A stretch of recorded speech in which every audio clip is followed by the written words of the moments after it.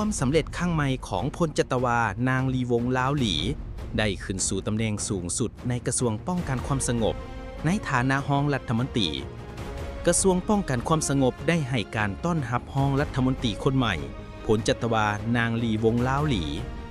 พิธีดังกล่าวซึ่งได้มีการยกย้ายแต่งตั้งและเลื่อนชั้นบุคลากรที่สำคัญได้จัดขึ้นในวันที่27มิถุนายน2025นี้โดยได้รับเกียรติเข้าร่วมจากพลเอกวิไลลาคำฝองกรรมการกรมการเมืองศูนย์กลางพรรคเลขาธิการศูนย์กลางพรรครองนายกรัฐมนตรี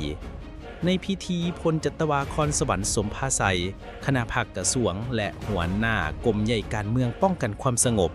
ได้ขึ้นผ่านดำรัสนายกรัฐมนตรีฉบับเลขที่320/นย.ดำรัสฉบับนี้ได้แต่งตั้งอย่างเป็นทางการสหายพันเอกนางลีวงศ์ล้าวหลีกรรมการสำรองศูนย์กลางพรรคเป็นกรรมการประจำพรรคกระทรวงป้องกันความสงบและเป็นรองรัฐมนตรีกระทรวงป้องกันความสงบภายหลังนี้รัฐดำรัสของประธานประเทศฉบับเลขที่108/ปปทก็ได้ถูกผ่านเช่นเดียวกันซึ่งได้เลื่อนสั้นสหายพันเอกนางลีวงศ์ล้าวหลีในฐานะรองรัฐมนตรีกระทรวงป้องกันความสงบขึ้นเป็นสั้นพลจัตวาการประกาศ2อย่างพร้อมกันนี้เน้นให้เห็นถึงการก้าวขึ้นอย่างโดดเด่นของเพิ่นในตำแหน่งความมั่นคงและความอุทิศส่วนตัวต่อการรับใช้สังคมอย่างต่อเนื่อง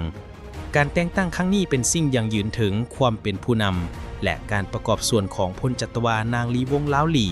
ซึ่งจะช่วยเสริมสร้างความเข้มแข็งให้แก่การนำพาภายใน